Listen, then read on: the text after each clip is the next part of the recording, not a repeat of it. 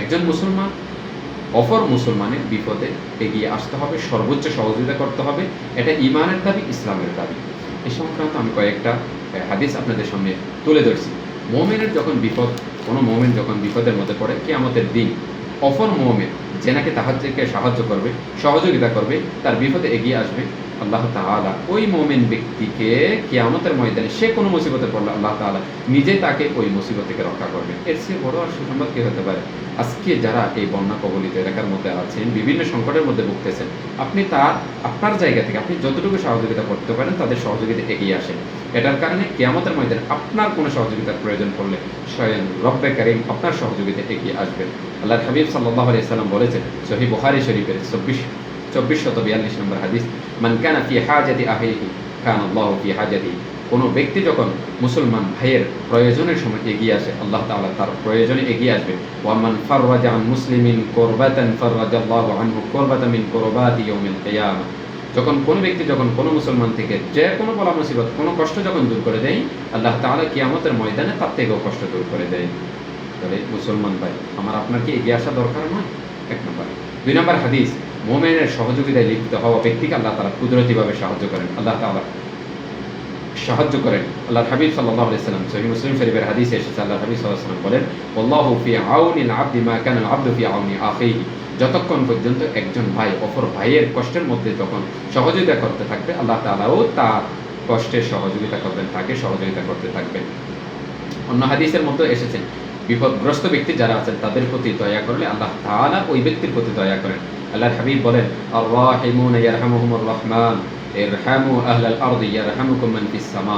কত সুন্দর সুন্দর হাদিস আল্লাহ রাসূল সাল্লাল্লাহু আলাইহি ওয়াসাল্লাম। আমার মনে হচ্ছে এই বর্তমান সময়ে এই চট্টগ্রামের যে সকল ব্যক্তিরা আছেন, দুর্যোগের মধ্যে আছেন, যারা এই বন্যা কবলিত এলাকায় আছেন, তাদের প্রতি সহযোগিতার জন্য আল্লাহর হাবিব মনে হয় আমাকে ডাক দিচ্ছেন, আপনাকে ডাক দিচ্ছেন। ভাই, আপনাকে ডাক দিয়ে বলছেন, আর রাহিমুনা ইয়ারহামুহুমুর রহমান ইরহামু আহলাল আরদি ইয়ারহামুকুম মান ফিস সামা।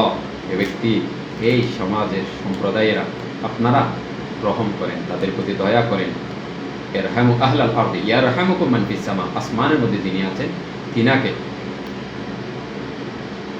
আপনার প্রতি আল্লাহ তাআলা অবশ্যই অনেক রহম করবেন, অনেক দয়া করবেন। অতএব আমাদের এই দয়া পাওয়ার জন্য এগিয়ে আসা দরকার। অন্য হাদিসের মধ্যে এসেছেন, আল্লাহ হাবিব সাল্লাল্লাহু আলাইহি সাল্লাম বলেন, মুমিন জাতিকে আল্লাহ তাআলা সৃষ্টি করেছেন একটা দেহের মতো। অতএব এই পৃথিবীর যে কোনো জায়গার মধ্যে, সেটা ফিলিস্তিন হোক এবং সেটা যেই জায়গায় হোক না কেন, যে কাশ্মীর হোক, যেখানের মধ্যে ভারত হোক, বাংলাদেশ হোক, যেখানে বিভিন্ন কষ্টের, যে কোনো কষ্টের মধ্যে কোনো একজন মুসলমান যখন উপনীত হবে, কোনো কষ্টের মধ্যে পড়বে, তখন আল্লাহ তাআলা আমাদেরকে যে নির্দেশ দিয়েছেন এবং ইসলামের যে দাবি, আমার ঈমানের যে দাবি, সেটা হলো মনে করতে হবে আমার গায়ের মধ্যে কষ্টটা পড়েছে, আমি নিজেই ওই কষ্টের মধ্যে উপনীত হয়েছি। কারণ সমস্ত মুসলমানকে আল্লাহ তাআলা একটা দেহের নিয়ে সৃষ্টি করেছেন। অতএব দেহের যে কোনো অঙ্গের মধ্যে আমার আপনার কোনো কষ্ট হলে আমি আপনি যেমন এই কষ্ট দূর করার জন্য আপ্রাণ চেষ্টা করতাম, জান দিয়ে চেষ্টা করতাম, ঠিক একজন মুসলমানের কষ্টের মধ্যে পড়লে আমার আপনার এইভাবে আপ্রাণ চেষ্টা করতে হবে। আল্লাহর হাবিব সাল্লাল্লাহু আলাইহি ওয়াসাল্লাম বলেছেন, মাসালুল মুমিনিনা ফি তাওয়াদ্দিহিম ওয়া তারাহুমিহিম ওয়া তাআতুফিহিম মাসালুল জাসাদ। আল্লাহ তাআলা মানুষদেরকে, এই মুসলমানদেরকে পারস্পরিক ভালোবাসা, দয়াদ্রতা, সহানুভূতির দিক থেকে সকল মুমিনকে এক দেহের মতো করে সৃষ্টি করেছেন। অতএব ইদাশতাকা মিনহু উযবুন তাদাআ লাহু সাইরুল জাসাদি বিস-সাহারি ওয়াল হুম্মা। কোনো ব্যক্তি, কোনো মুসলমান যখন কষ্ট পাবে, তাদাআ লাহু সাইরুল জাসাদি বিস-সাহারি ওয়াল হুম্মা, তখন মনে করতে হবে পুরা নিজের শরীরের মধ্যে অপর মুসলমানের মধ্যে উত্তাপ, বিনিদ্রা চলে আসতে হবে। তাহলে কিভাবে আমি আজকে চট্টগ্রামের মুসলমানদেরকে এই দুর্যোগের মধ্যে রেখে আমি ঘুমাচ্ছি? আমার সে মুসলমান, আমার আর তার দেহের একটা। মুমিনুনা কাজাযাতিন ওয়াহিদিন ইশতাকা আইনু ইশতাকা কুল্লু। সেই হিসাবে তো আমার আপনার মধ্যে বিদ্রোহ, আমার আপনার মধ্যে উত্থাপ, বিনিদ্রা চলে আসা দরকার। তাকে কিভাবে আমি রক্ষা করবো, এই চিন্তা আমার মধ্যে চলে আসা দরকার। অতএব আমি সকলকে আহ্বান করব, আপনারা প্রত্যেকেই প্রত্যেকের জায়গা থেকে, আমি সহ আপনি, আমি প্রত্যেকে প্রত্যেকের জায়গা থেকে তাদের সাহায্যে এগিয়ে আসা দরকার। এটা আমাকে আমার ঈমানে বলছে, আমার দ্বীন ইসলাম বলছেন, আমার হাবিব সাল্লাল্লাহু আলাইহি ওয়াসাল্লাম বলছেন। অতএব তিনাদের সাহায্যে এগিয়ে আসা বর্তমান সময়ে আমাদের সবচেয়ে বড় ইবাদত, ঈমানের দাবি। আরেক হাদিসের মধ্যে এসেছেন, এদেরকে সাহায্য করলে বিশেষ আরেকটি ফায়দা হলো আল্লাহর সাহায্য পাওয়া যায়। আমি আপনি সকলেই চাই আল্লাহ তাআলা অনুগ্রহ চাই, আল্লাহর সাহায্য চাই।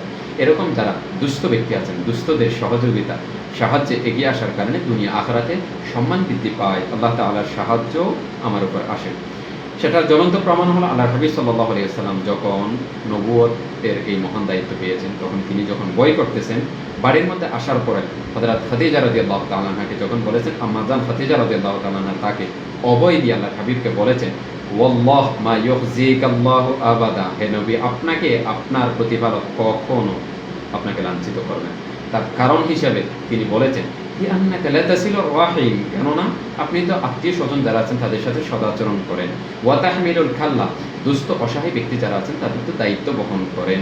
ওয়া তাকসিবুল মা'দুমা, নিঃস্ব ব্যক্তিদেরকে সহযোগিতা করেন। ওয়া তাকরিজ যায়ফা, মেহমানদেরকে মেহমানদারি করেন। ওয়া তুঈনু আলা নওয়াইবিল হক্কি, আপনি আপনার হকের পথে যারা দুর্দশাগ্রস্ত আছেন তাদেরকে সহযোগিতা করেন। এখানে বলেছেন তিনি লা তাসিলুর রাহিম, আত্মীয় স্বজনদেরকে আপনি সদাচরণ করেন। অতএব আমার আত্মীয় স্বজন যারা কষ্টে আছে তাদেরকে সহযোগিতা করতে হবে, যারা এই দুর্যোগ এলাকার মধ্যে আছে তাদেরকে সহযোগিতা করলে আমাকেও আমার আল্লাহ কখনো লাঞ্ছিত করবে না, সম্মান দিবে।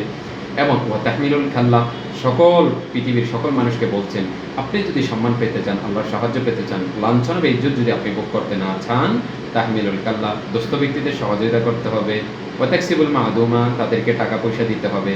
তাহলে মনে হচ্ছে আপনাকেই বলছেন, এই দর্শক আপনাকেই বলছেন আল্লাহ হাবিব, যে আপনি যদি সম্মানিত হতে চান, লাঞ্ছনা যদি না চান, আল্লাহর সাহায্য যদি যেতে চান, আপনার এই সকল কাজগুলো এদের সাহায্যে আপনাকে এগিয়ে আসতে হবে। আরও এসেছেন হাদিসের মধ্যে, একজন অসহায়ের সাহায্যে পথ চলা 1 মাস ইতিকাফ করার চেয়ে উত্তম। আপনি একজন এরকম দুস্থকে সহযোগিতা করার অর্থ হলো আপনি রমজানে পূর্ণ মাস 1 মাস ইতিকাফ করলে যে সওয়াব পাতেন, একজন ব্যক্তিকে সহযোগিতা করলে আপনি সেই সওয়াব পাবেন। আল্লাহর হাবিব সাল্লাল্লাহু আলাইহি ওয়াসাল্লাম বলেছেন, ওয়ালি আন আমশি মা'a আখি ফি হাজাতি আহাবু ইলাইয়া মিন আন আ'তাকিফা ফি হাদাল মাসজিদি, ইয়ানি মাসজিদিল মদিনাতি শাহরা। আল্লাহর হাবিব বলেন, এই মসজিদে নববীতে 1 মাস ইতিকাফ করার চেয়ে আমার কাছে প্রিয় হলো একজন বিপদগ্রস্ত ব্যক্তির সাহায্য করা, তার সাহায্যে চলাফেরা করা, তার সাথে চলাফেরা করা। আপনি কি চান না আপনি 1 মাস ইতিকাফ করার সওয়াব পান? অবশ্যই।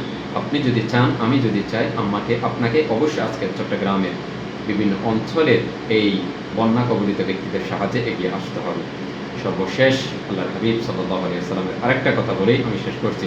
সর্বশেষ যেই আমরা ফায়দাটা পেব তাদেরকে সহযোগিতা করার কারণে, সেটা হলো আল্লাহ তাআলার রাগ আমার উপর থাকবে না, এবং আমি অপমৃত্যুকে যেটা বরণ করতেছি, অ্যাক্সিডেন্ট এবং এই ধরনের দুর্যোগের মধ্যে আমার উপনীত হওয়া, এই যে অপমৃত্যুকে আমি ভয় করতেছি, এগুলো থেকে আমি রক্ষা পাবো একমাত্র এই বন্যা কবলিত ব্যক্তি, এই কষ্টের মধ্যে উপনীত ব্যক্তি, তাদেরকে সাহায্য, তাদেরকে সদকা করার মাধ্যমে। আল্লাহর হাবিব সাল্লাল্লাহু আলাইহি ওয়াসাল্লামের হাদিসে এসেছে, সুনান তিরমিজি শরীফের হাদিস, আল্লাহ রাসূল বলেন, ইন্না সাদকাতা লা তুতফিউ গযবা রাব্বি ওয়া তাদফাউ মিতাতাস সুই। আল্লাহ তাআলা এই রাগের মাধ্যমে, এই দান সৎকার মাধ্যমে বান্দার আল্লাহ তাআলার রাগ মিটে যায়। ওয়া তাদফাউ মিতাতাস সুই, এবং খারাপ মৃত্যু থেকে আল্লাহ তাআলা, তার খারাপ মৃত্যু যদি তার কপালে থেকেও থাকে, আল্লাহ তাআলা এটা সরিয়ে দিবেন। তাহলে as-সাদকাতু তাদফাউ as-সাদকাতু লা তুতফিউ গযবা রাব্বি ওয়া তাদফাউ মিতাতাস সুই। এছাড়াও অনেক সৎকার সম্পর্কে হাদিসে এসেছে, সাহায্য সম্পর্কে, as-সাদাকাতু তারুদ্দুল বালা, বালা মুসিবতকে আল্লাহ তাআলা দূর করে দেন। আমার আপনার উপরে যাতে এই মুসিবত কখনো না আসে, এটার জন্য আমার আপনার সদকা করা দরকার। অতএব আমি সবাইকে বলবো, এই বর্তমান সময়ে আমার আপনার সবচেয়ে বড় সহযোগিতা, আমার ইমানি দায়িত্ব, ইমানের দাবি, মুসলমান ইসলামের দাবি, এবং আমার আল্লাহর হাবিবের আমার প্রতি আপনার প্রতি আহ্বান হলো তাদের সাহায্য সহযোগিতায় আমার আপন জায়গা থেকে এগিয়ে আসা।